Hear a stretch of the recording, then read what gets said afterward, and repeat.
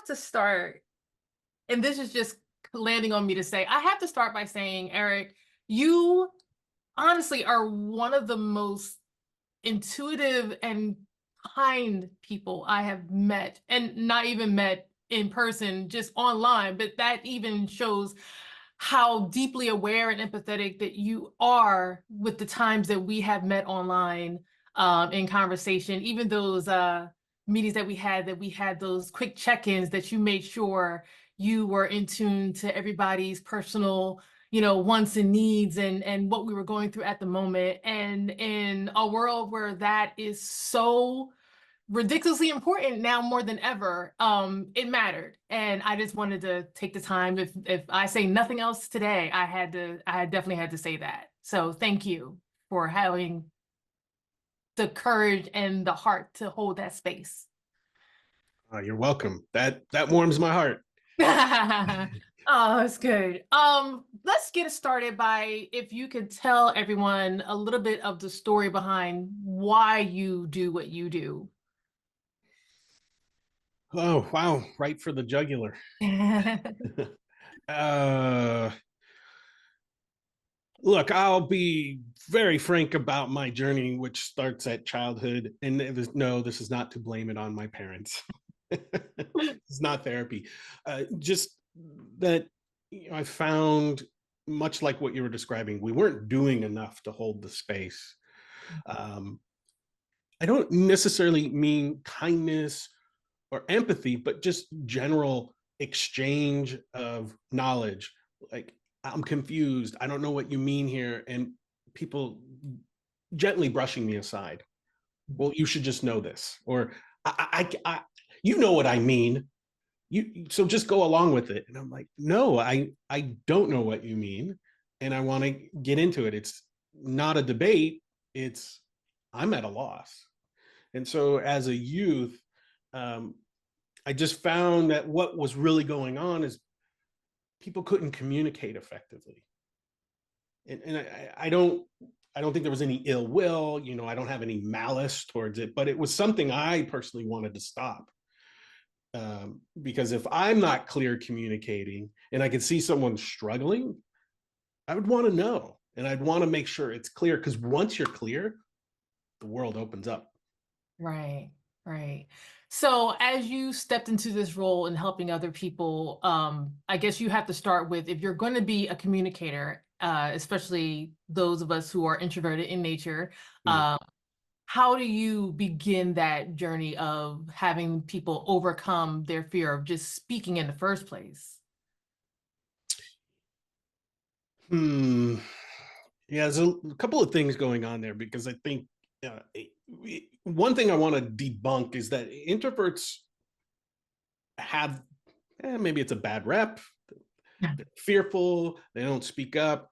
Um, and some of that is true, but what's going on underneath is just introverts are taking a little bit more time to be more thoughtful.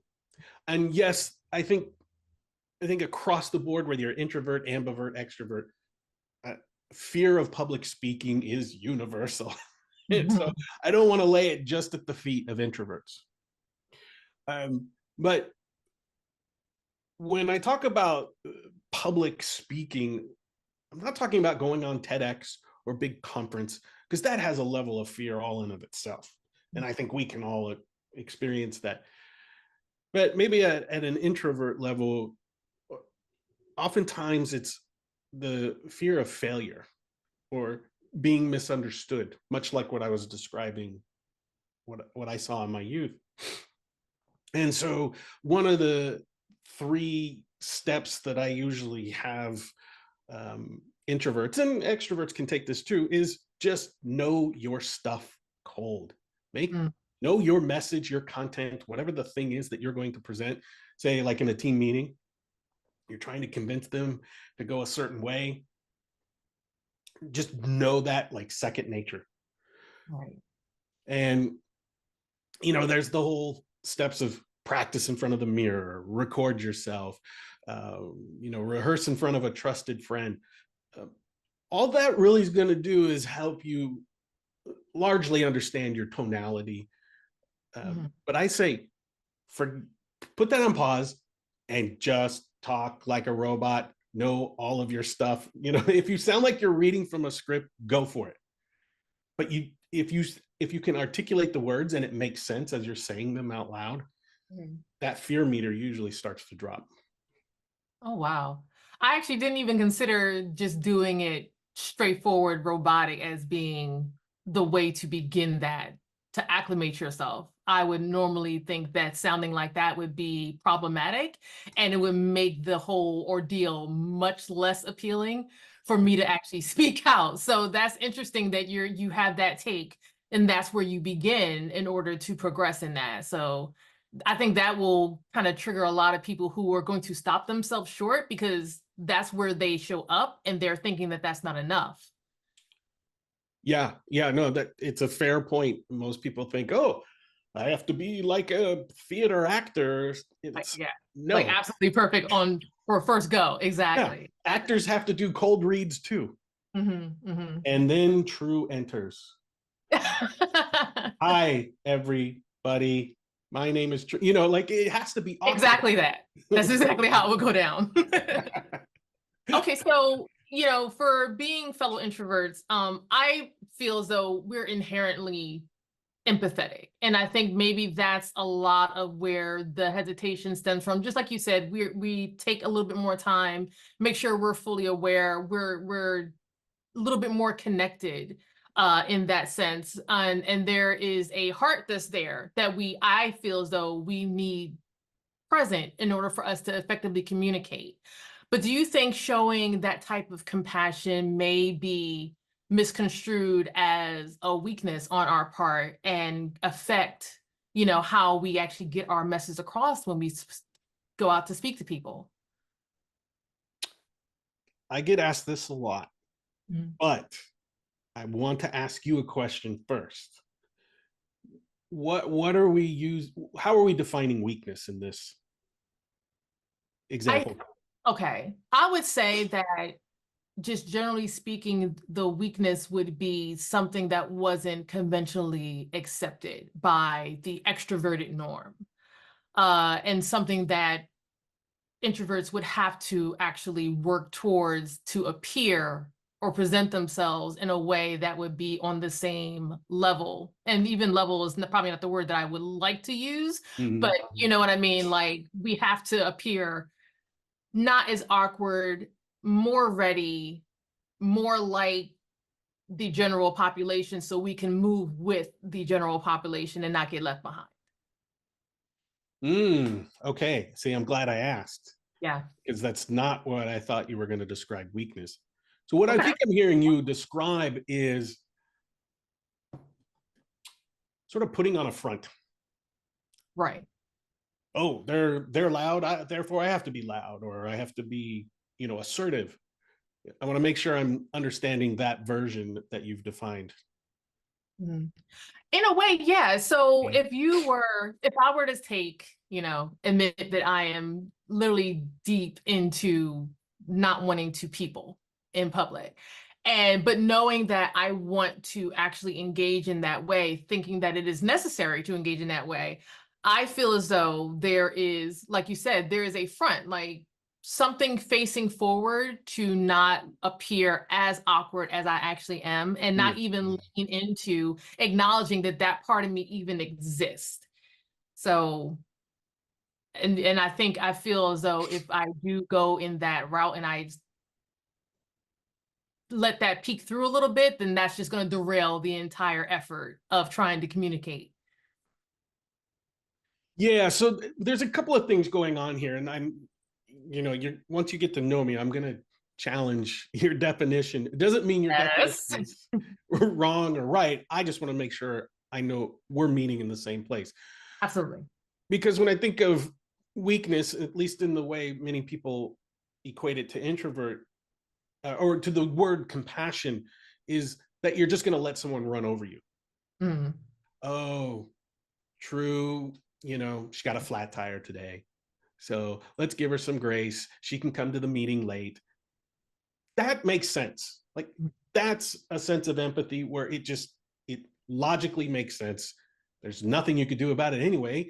she has to wait to have a tow truck or someone pick her up and bring her, versus, someone who's consistently late and you keep saying, I understand, it's okay, this is the fifth time, I understand what you're going through. When it comes to a business, there's just certain guardrails that we want to maintain that can be compassionate, but is not what I call a pushover, or what some people might call milk toast, if you're familiar with that term. Yes. So is that what you were referring to in terms of the weakness? In a sense, Okay. not so much like I understand about putting up those boundaries to where you don't get railroaded every single time you try to connect. Mhm. But I think, and we've actually talked about this a while ago, how the effort, if there is what I would perceive as being a flaw in the effort, that there is no coming back from that as far as people's perception of me as a person. So I'm trying to figure out how to enable like a cohesive, regular person type of interaction without really divulging much of my, introverted nature that I think would rather me not be involved at all. Mm. See, I knew this was going to turn into an interview for me. I No, no, felt it. I'm like, I'm gonna say something and it's gonna be, but please, no, no. it's fine. Uh, Again, I'm not trying to interview. I just want to make sure we're sharing the same definitions. But I think what you're tapping into is really a quality over quantity Mm, approach to, well, I'll say professional relationships. okay. And if we want to talk personal relationships, that's fine. But I would argue, if someone has a problem with you being a little bit more quiet, or you need more time, that's their problem. Yes. It's not yours.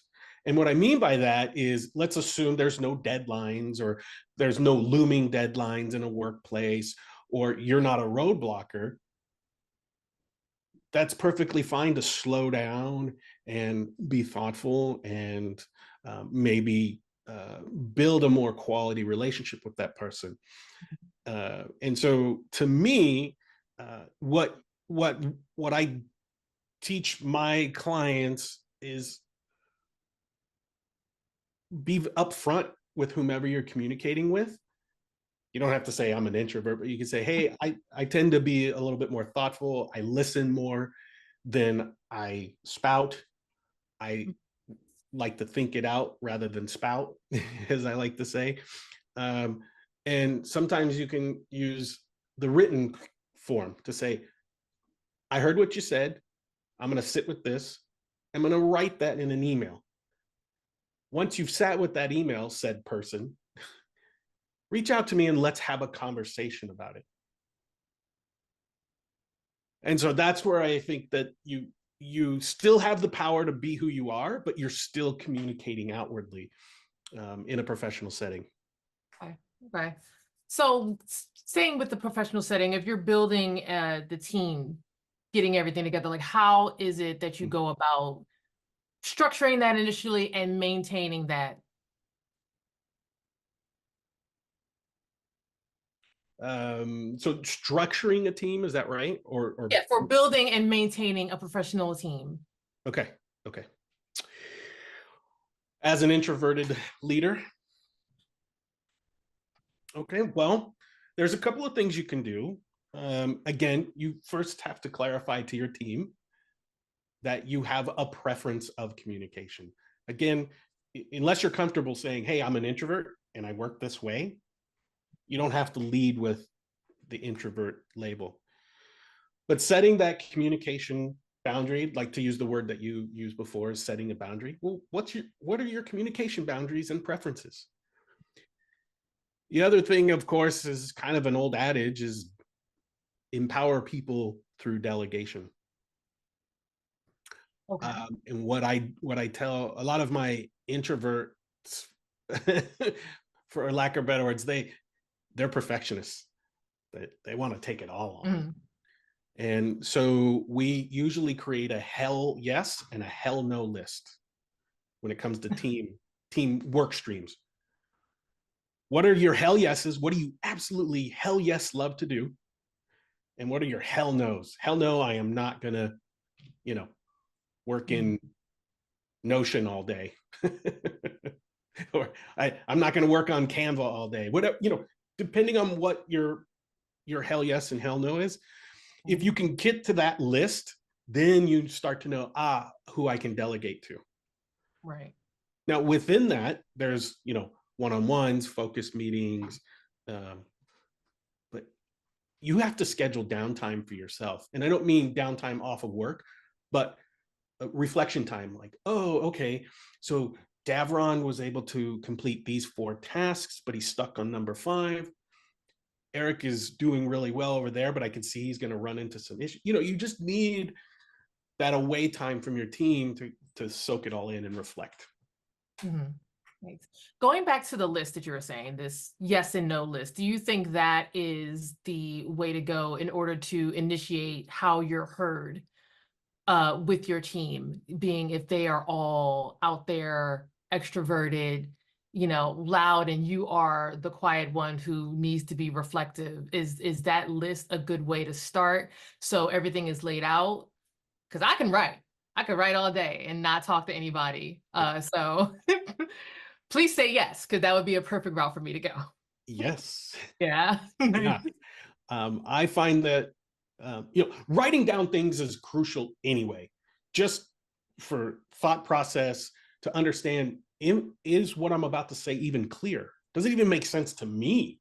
Let alone, uh, you know, Joanna loudmouth extrovert over there. I'm all the Joannas out there. I'm not making fun of you, but whoever said extrovert is, oftentimes that if you're very clear with your list, like, hey, Joe, I am not going to do this. I found that you're much better at it than I am. Please run with it. Right. Does that help? No, it does. So you Yeah. think that being just unquestionably clear and intentional with what you are trying to communicate, that is the all access pass for you to be able to meet all of your goals. So if you say what you mean and mean what you say, then that is your guarantee of success. Well, I'm not saying that, but it's a start Mhm. because there's lots of layers.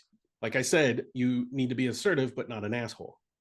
Right. And so sometimes when I hear the term, um, you know, say what I mean and do what I say, like that kind of, I bristle at that because it has a connotation to it. I Oh don't no, not do. Yeah, no, I mean agree. Not do what I say. Just you being clear, with I said say what you mean and mean what you what you say. say. Yes. Sorry. Yes. Thank you. No, that's okay. No, I would never be that aggressive. How? Yeah. I misheard, but yes, That's but fine. there, that element. Look, all communication comes down to how clear are you, and you Mhm. could still write it down and being unclear. But as long as you're willing to enter that dialogue and saying, "Hey, like you were sharing with me, hey, I'm kind of nervous." Great, you just took out all the power in the room from everyone else to make you nervous because you said it out loud and you took it, you owned it. And that same could be true when you're not clear. Hey guys, we're gonna have a meeting. I'm gonna fumble with my words a little bit, but we'll get there. It You give no one in the room anywhere to go. They can't make fun of you. They can't take away your agency because you're like, yeah, I'm gonna be kind of terrible at this at first, but I want you to help me to get through it. Nice.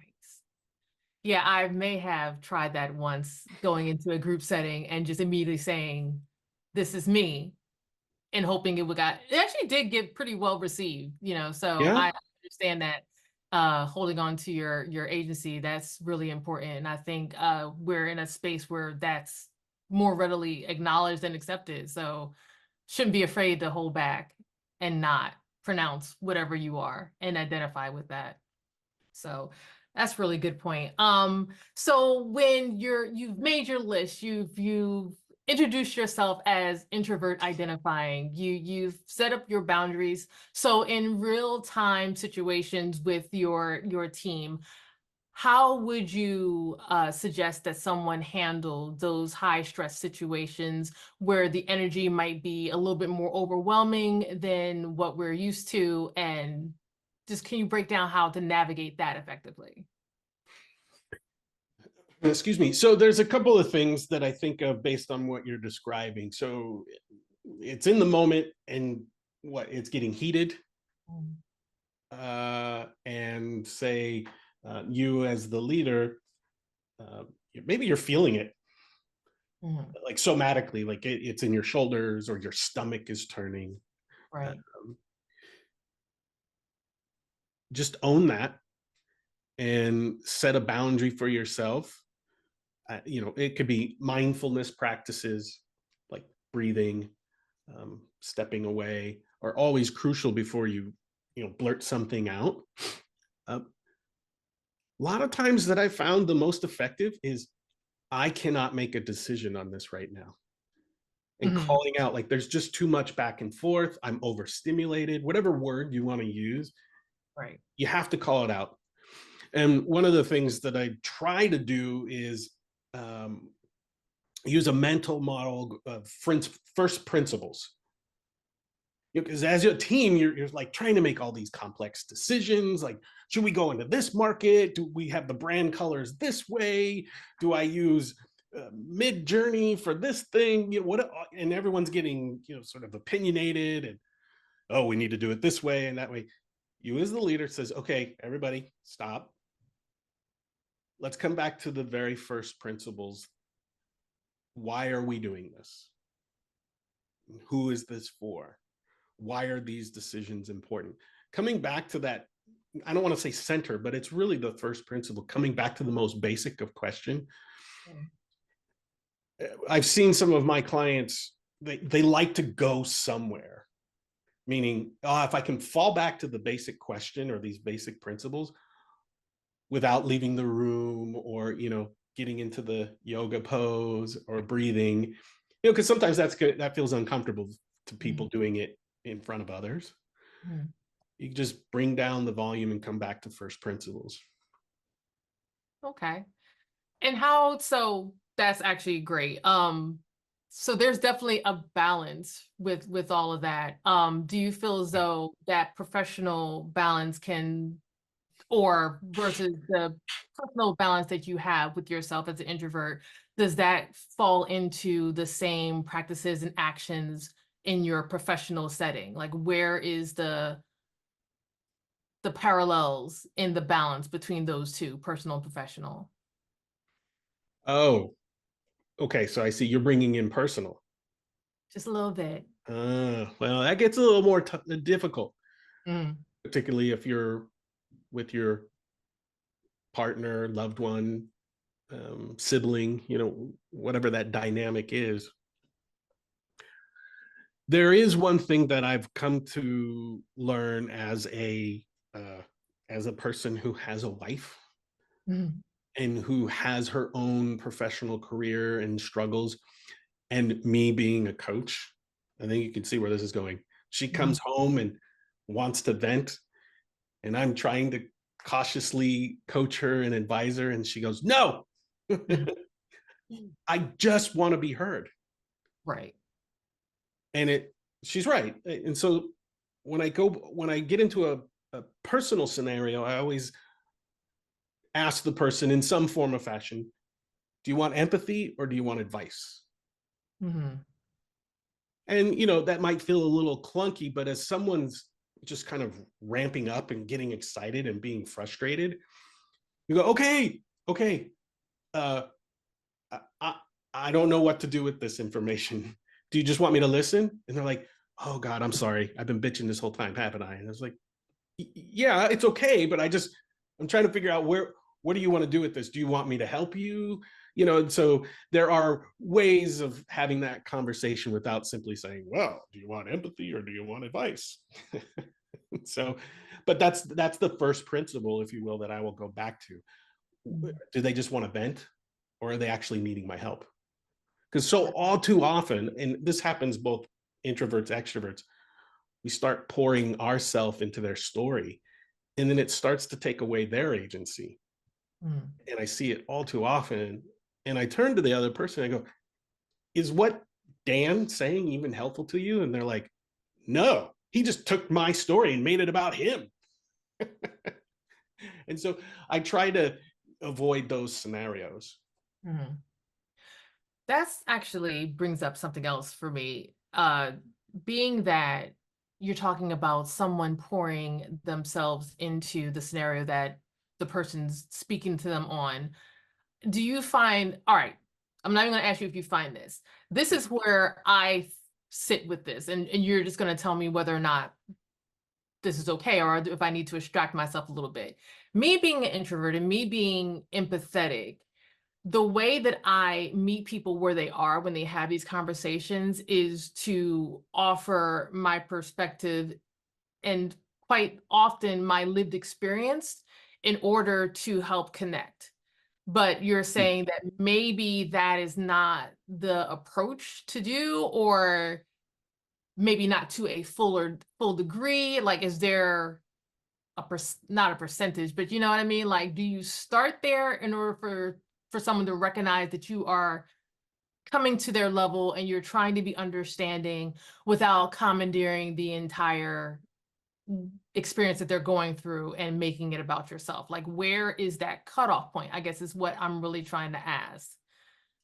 Because I know I'm coming from a place where I really do want to help if I absolutely have Yeah. that power within me to do it. But the language, it does matter. So what do you have that would kind of help mitigate that becoming an issue?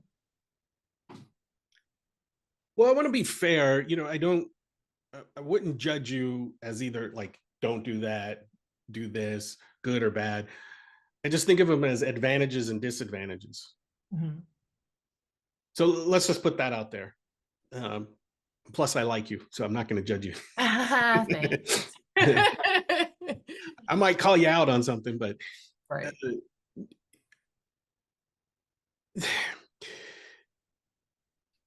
I I always come back to did I ask for permission? Mhm.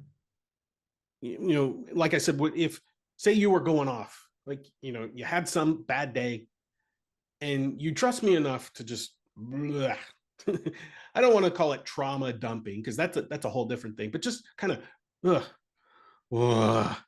I trust you. Yeah. And sometimes you just sit there and you go, okay, how can I help? You just did. You had two of these and only one of these. um, and so I simply ask, like, wow, that actually happened to me, but I don't know if my story would help. And they're like, yes, please. I want to hear someone gone through worse misery than me. And you can have a laugh about it. But I Mhm. try to just ask for permission or make a suggestion in that way, meaning I'm happy to tell you my story, or however the language needs to be for you and your person. Mhm. um, so yeah, but my hard line is visibly watching the other person. When you start interjecting your story, if you're not attuned to the fact that they're like, oh, all right, here's true Right. again. Right. And that's hard. Like you're not going to always see that body language. Mhm.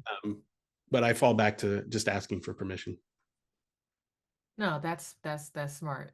That makes sense. Just put it out there. Put it out Um, there. yeah, yeah, absolutely. I guess it still goes to just everything that we're saying, just to be clear, be forthcoming, that's how you communicate. You either ask, if you don't ask, you don't know. So, it wouldn't even be even a matter of having to read the room, if you're just upfront with being, inquisitive with that. I think that would go a long way with sustaining that level of communication that I think everybody's looking for. Yeah. I don't know. What do you think? Would you want me to ask for permission to share my story if it overlapped with yours? What I want you to ask, For me personally, no, I would not need for you to ask. I think I'm in a position where I am always learning and always wanting someone else's insight. So that I think would automatically read on me as wanting to welcome that type of Mm, conversation in. So, but I'm not like everybody. no, you're a true original. Yeah. So, but yeah, I take everything, Yeah. But you I know, think if we'd had that established relationship, then right. yes, of course, I would be like, okay, True, let me tell you what I got for you. You know, like, okay, bring it on. Mhm. But on the whole, most people are they're kind and they're be like, okay, I'll hear your story. But what it signals is like, are you there for that person? Right. Like, are you just I think of it as like just adding more to whatever they're dealing with. And again, I'm talking about like bad days or disgruntled work days or something where it's more of a negative connotation. Obviously when people are happy and like, oh man, I went swimming or I went gliding or whatever the thing is, like, oh, me too. I did that 2 weeks ago. It was amazing. Sure, but I think when someone's already feeling kind of crappy, and then you're like, yeah, I feel crappy Oh too, yeah. and now you feel doubly crappy. That's what I'm trying to avoid or illuminate, that there's a lot of disadvantages to doing it. Mhm. Cool. Davron has a question. Let me take a look real quick. Please. Um, he says, you talked a little bit about how as team leaders, we have the capacity to say, I don't have the answer right now. How do we apply that same principle when approaching a client, especially if there's something that is time sensitive? So how do you step away if there's like a time crunch with a client and still have that land? Well, I mean, that's such a it depends question, frankly. Mm, It depends on if you have that relationship with the client, and had you established a communication rhythm that says, hey, this is a check-in point, but it's not a deadline. And so that's how I would frame it. But if you're behind the eight ball or you're in a tough spot, the best thing to do is just be honest about it and own it and ask for what you need to get to said deadline or to have it extended. There's no point in dancing, making excuses. You could give your reasons why you're behind, but be very clear that you're owning it. Unless, of course, there's the client didn't do their bit. You know mm. that never happens, right? Clients Probably are not. always clear. So clear. So, and speaking of that, so when we talked about the personal relationships and asking for permission and setting up those structurings that would give you an idea like where this person is coming from and the other person in the communication realm, would that be the exact same thing that you would do for a client or someone else in a professional setting? Like, would you set that up initially with them as you would in a personal dynamic? You mean the empathy versus advice conversation? Yes, I mean, whether or not you say from the door, like where you stand, what you need, are you ask like if they're coming in, because even though we're in a professional setting, sometimes people bring their feelings into the workplace. So there may be a day where, you're at work with your team and they're coming to you with something more of a personal nature. But do you set up that same dynamic of saying, when I come to that point with you in this discussion, do you want me to have the interaction where I am putting in my story to help relate to your own, or are you asking for that same permission that you would for Mhm. someone that you are personally connected with? Is it that same level of dynamic between someone who is at work that's coming to you with a personal problem versus someone who is just straight personal with you in your day-to-day life? Okay. Yeah. So like a colleague, or Yes. am I the leader in this scenario, and one of my direct reports is coming to share a pretty negative story? Just let's go with that. So, Yeah. you have your team, and your team are those people, even though they're in a professional setting, they're still human. Yes. And if they come to you with a human-centered problem, during the workplace and like in your workplace environment, how do you address that? Do you come at it the exact same way with asking it, where how they want you to show up for them in that situation, or do you take another route? Yeah, no. The simple answer is no, with some caveats. Um, I am a firm believer that while we do spend a lot of time at work, it's not our family. Mhm. If it were, well, they can quit us or they can get fired. We can't fire our family. We can't quit our family. So I've not been very comfortable with that framing of work. Hey, we're a family. No, you're a team, and even teammates, whether you're playing a organized sport or in a corporate environment, uh, things are going to fly. Things are going to get upset, sticky, hot. Um, and so I always default to a couple of framings of this type of conversation. One, it should always be in our one-on-one meetings. Mhm. No one should air grievances in a team scenario or with someone in earshot. Right. You'd be surprised, a lot of professionals out there just go straight into griping. And so what I usually, I don't have my own team any longer because I have my own practice. But what I've done and what I've seen my clients do is you always set up one-on-one. Sometimes there's two. So one-on-one could be like, hey, what's on your task list? What can I help remove those blockers? Then there's the second one when there's like, it's called the drama 101, Mhm. meaning just what do you need to dump?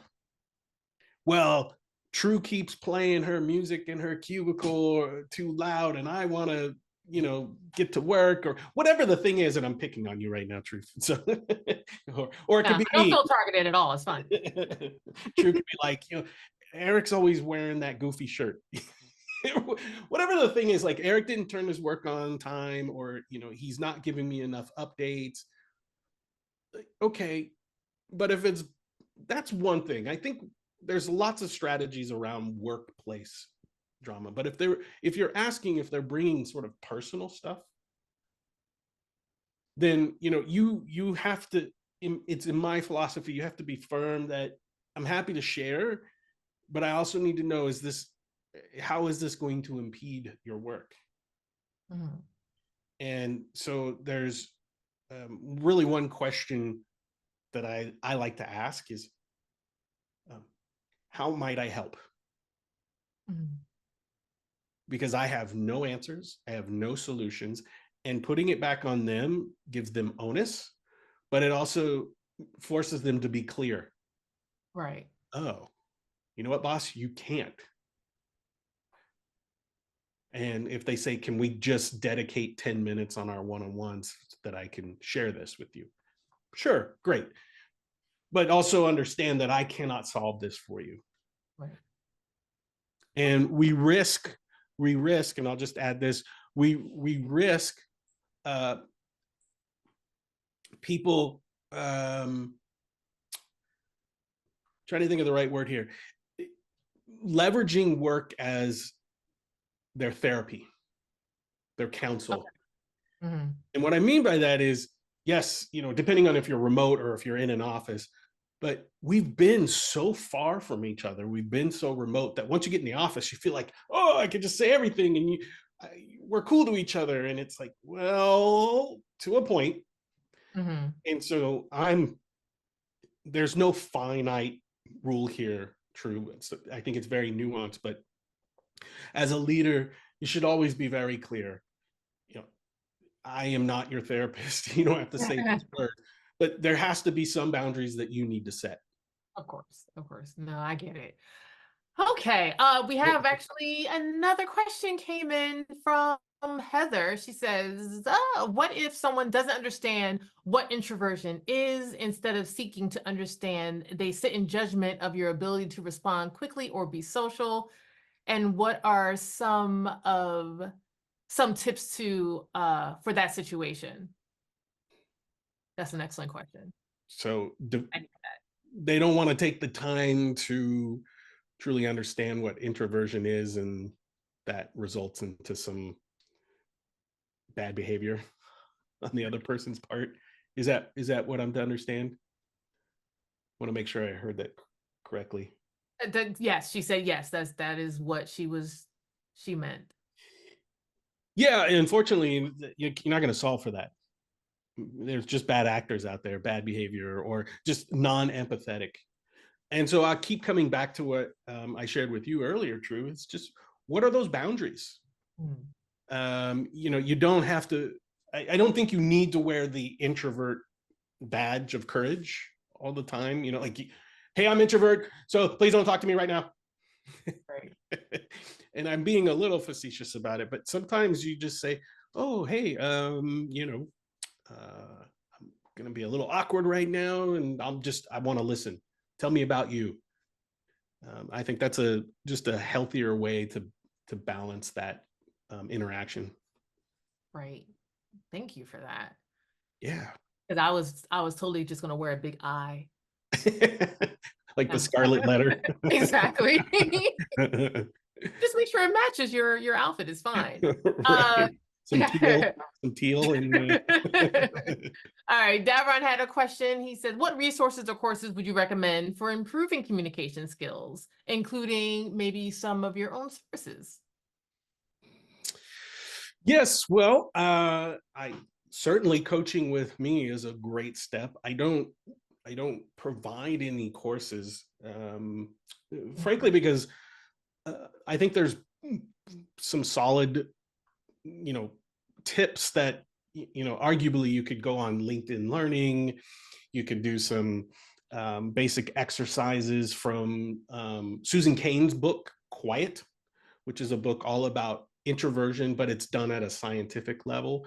Susan Cain went around and actually looked at MRI studies of people's brains and understood what introversion is and how it shows up. I think communication skills needs to be a one-on-one. So frequently what I do is role plays. Okay. And I unfortunately, I don't think there's any courses out there, where it's just a video, self-serve course that can do that effectively. Mhm. And so that's not to denigrate any courses out there. It's just what I found is more effective is having one-on-one. Now, what I will be doing at the end of this call is I'll provide 5 strategies that I think introverts could use in certain scenarios, much like all the ones we've discussed here, having a heated discussion or managing high energy situations. And that can be a start, but they're only tips. And so I encourage people, if it's not me, you get some type of communication coach to have the lively interaction. Mhm. Oh, I'm really looking forward to that research coming, that resource that you're going to provide coming in for sure. So thank you again for that. Yeah. Um, we have one more. Oh, he said one-on-one is practice. This is from, I'm sorry if I mispronounce your name, Lisselle, maybe McDonald. She has something to say, and she's saying it may not be um introverted per se, but she said there's a similar issue for people who English is their second language, and for people from SEA cultures too. They may not be introverted per se, but they are dealing with linguistic and cultural gaps. Mhm. And also, this is looking more like a statement, so that's great. And so thinking and response times are slower. This can be misunderstood for introversion and not understanding, having no ideas and etc. Um, Okay, yeah. So she was just making a statement that there's another nuance for, Yeah, might be misconstrued as being introversion. It's just, the that's cultural a gap. good point. That is a very good point. Thank you for sharing that. I do work with individuals where English is their second language.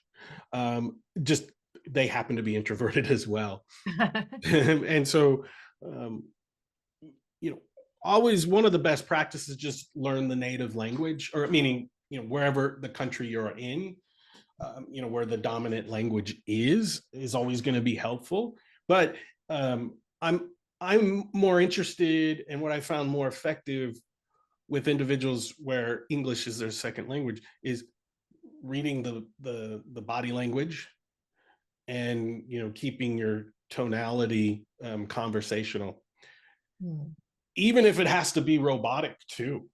Remember, back to We're going back practicing to your that. Yes. script. I mean, because I know I'm that way when I go to Mexico and visit extended family. My Spanish is very stilted, and I'm trying to say every word, and everyone gives me grace, that I interact with. And so when we do the communication on the other side, that's where I land. It's okay to be robotic. Just keep talking, keep going. Right. Oh gosh. Thank you so much for this. I Yeah, I thank feel you. as though you say that. But What? I'm so happy that I got a chance to actually speak with you, and you already know my history of not wanting to, you know, be out there and speak publicly. So this was a You big did step for great. me, and you being my bridge to start this journey of peopling. I'm very grateful that it actually was you. I don't think I would be able to survive the journey with anyone else. So as we're ending this, and I get to breathe a little bit, can Yes. you please share with everyone, how they can connect with you and find you, maybe to help them with their own journey of being loud, and being, coming out of their introverted shell so they can communicate with who knows, anybody, Yes. like, Right. just the world at large. Honestly, it World. feels like sometimes that's the effort and that's the energy that we have to put out. So how can someone find you? Yeah, you actually bring up a good point. I even work with extroverts who want to tone down. No kidding, they're out there. They are out there. There's not many, but Yeah. you can find me at thedesignThinker.org. Just like, the process design thinking, thedesignThinker.org. And that's really because I'm interested in redesigning the way you think about yourself. Mhm. How do you carry yourself? You can also reach me at hello@thedesignThinker.org. And, I'll leave it to you and the team to, once I give you this PDF, there's a PDF about some strategies. And then on the site, I also offer free assessments, understand your leadership style, and, what's your energy level when before and after certain interactions. So I encourage you to visit the website to get those resources. That's great. I love the before and after because I think I might take a nap after this. Yes, understood. Yes, thank you so much Thank for you. joining us today. This was absolutely critical information that I even needed. So we're very grateful that you came and shared your wisdom with us. And yeah, just thank you. You're welcome. You did great. Thanks. I'm trying. So everyone that's out there, thank you guys for coming in and taking a listen on this conversation. And please connect with us on LinkedIn, at the Developing Life, on LinkedIn, and hopefully very, very soon you will get a replay of this so you can tap in and get even more information from this conversation. And also keep an eye out for Eric's resource that he's going to be sharing with us. Yeah. Thanks again. Bye, everyone.